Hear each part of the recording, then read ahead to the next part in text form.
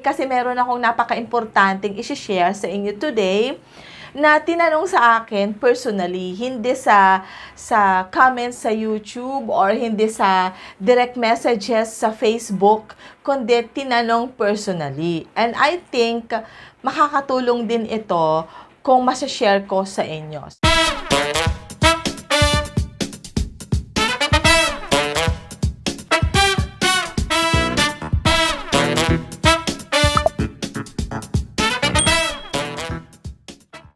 Hi everybody! It's mabagyong araw sa ating lahat.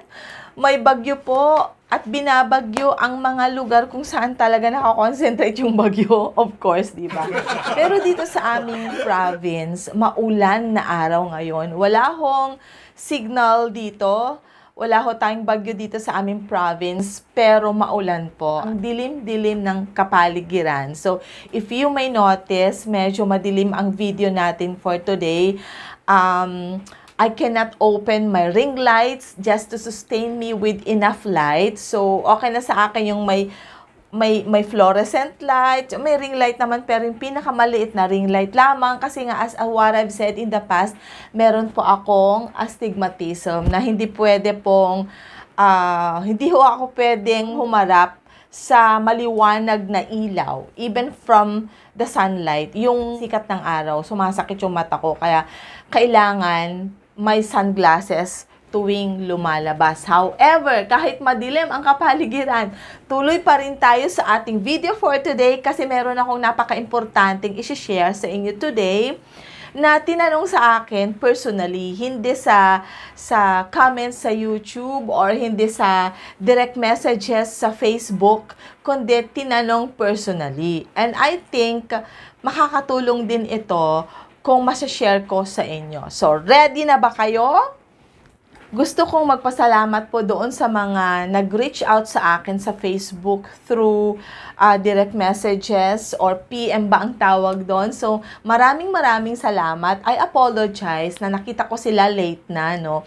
So, I would suggest po that if you wanna ask something or may queries kayo, questions regarding credit cards or regarding the video that I uploaded, para ho mapansin ko right away, mag-leave po kayo ng comments sa baba ng mismong video na yon para siguradong mapapansin ko talaga at siguradong sasagutin ko yan. So, kapag DM kasi or PM kasi sa Facebook, baka mas spam lang, so hindi ko siya makita right away.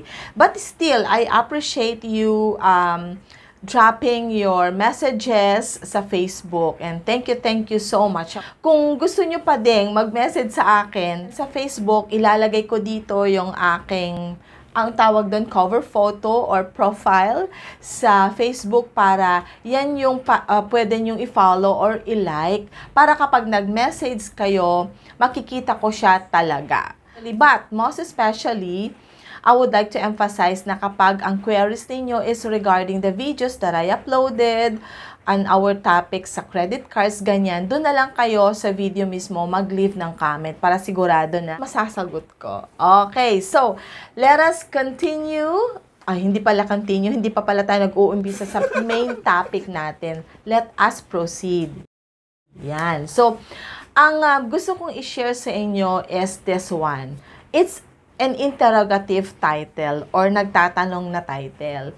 Importante ba talaga na dalawa ang credit card mo sa isang bangko? Yan, okay. Meron akong nabasang comment before na tinanong niya sa akin kung paano daw magkaroon ng dalawang credit card sa iisang bangko. Madali lang naman kasi once you already have your primary card with that certain bank, when you apply for a secondary card, madali na lang for them kasi they're not going to release you another credit limit. Kung magkano yung credit limit mo doon sa primary card mo, halimbawa, pag BDO, kapag magkano yung credit limit na binigay sa'yo sa primary card mo, kapag nag-apply ka ng another card, shared sila ng credit limit. Kaya hindi mahirap sa isang bangko na mag-release ng secondary credit card sa'yo. But the question is it really necessary that you have two credit cards from a certain bank?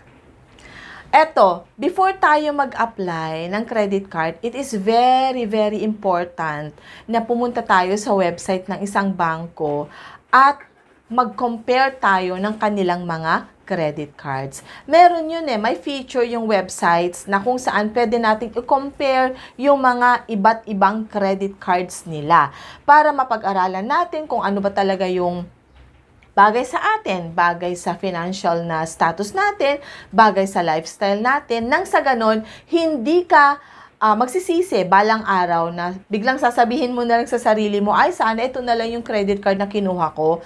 Dapat ito pala. Hindi pala dapat ito. Kaya nga kung minsan, kung meron ka ng primary card, tapos nakakita ka pa ng mas magandang credit card, ang nangyayari, mag-a-apply ka ulit. So, ang tendencies will be, you will be having 2 credit cards from a certain bank with shared credit limit. Okay, may pros and cons ito or yung tinatawag na advantage at disadvantage. Yung advantage of having 2 credit cards, of course, ma-enjoy mo pareho yung mga features nila. Yung mga rewards, unang-una is this one. Of course, dalawa na yung sinosustain mo na credit card. Okay, so kung nagamit mo tong isa, late ka sa pagbayad dito, magkakaroon ka ng penalty dito, magkakaroon ka pa ng penalty dito. So kung baga, dalawa na yung sinosustain mo, dalawa na yung maintain mo na credit cards. So pag-isipan natin, is that wise? Okay, sasabihin lang iba, hindi naman ako nalilate sa pagbabayad, hindi naman ako nagbabayad ng penalties kasi nga updated naman ako kung magbayad ng aking credit card dues. So, that's okay. Pero paano kapag nagkamali ka isang beses o kaya may konting problema sa finances mo? So, kumbaga, it's not really wise for you then kung hindi mo talaga kayang panindigan yung pagkakaroon ng dalawang credit card, then don't. Kapag medyo naiisip mo na there might be a tendency that in the future, I'll not be able to pay my credit card dues kasi may mga importanteng bagay akong babayaran. Kapag may mga ganon, and then decide not to apply for another credit card. Pero kapag stable ka talaga, na kung baga yung source of income mo walang palya at kayang-kaya mo talagang i-maintain or i-sustain yung dalawang credit cards, then that's okay. Pangalawa is that, yung credit card na dalawa from a certain bank, shared sila ng credit limit, pero each of them has annual fees. Kasi nga, dalawa yung credit card mo. Not unless yung isang credit card mo is walang annual fee or waive ang annual fee, which is okay, good for you. Pero kapag nagkamali ka at ang napili mo, yung isang credit card na in-applyan mo, meron ding annual fee. Shared ang credit limit mo, pero yung annual fee mo, dalawa yung binabayaran mo annually. So, iisipin nating mabuti yun if it's wise for us to really have 2 credit cards or not. So, kailangan importante, katulad ng sinabi ko kanina, i-emphasize ko lang, before you apply, punta ka sa website ng isang bangko at mag-compare ng iba't ibang credit cards nila. Hindi dapat tayo nagmamadali. Kailangan pag-aralang mabuti, tignan yung mga features, tignan kung magkano ang magiging interest kapag ikaw ay na-late magbayad, kapag ikaw ay nag-cash advance ka, na-late yung payment. Yung mga ganun, lahat ng bagay na kailangan mong malaman from a certain credit card, kailangan alamin mo lahat before you apply. Lahat ng perks, lahat ng rewards are these rewards really good for you sa lifestyle mo? Or baka hindi naman. Tawag dito, kapag ikaw wala namang interest para bumiyahe sa iba't ibang lugar or countries in the world, so why apply for a credit card mabuhay miles? Kung wala ka namang planong bumiyahe, kung hindi mo namang kayang i-sustain yung tour sa iba't ibang bansa or tour with your family, kung wala ka pang planong ganon, huwag ka na munang mag-apply, lalo na kapag yung credit card mataas ang annual fee. And kailangan tayong maging wise talaga sa pamimili ng credit card because the decisions that we make will affect our lifestyle, our financial status, will affect everything. Kaya, maging wise palagi. Yun yung palagi kong sinasabi. Okay, i-admit natin na kung minsan envious naman tayo na bakit kaya si ang dami niya credit card, bakit kaya si 4 yung credit card niya, 3 yung credit card niya, 5 yung credit card niya. So, huwag tayong maging envious kasi iba-iba yung lifestyle at buhay ng bawat isa. So, kung kaya nilang panindigan yung pagkakaroon ng 2 credit cards, 3 credit cards, o 4 na credit cards, so why not? Pero kapag ikaw, pag medyo alanganin, wag mo nang papasukin yung medyo alanganin. Mahihirapan ka lang talaga, girl. Tandaan mo yan. Baka sasabihin mo, OMG, ang sakit ng ulo ko.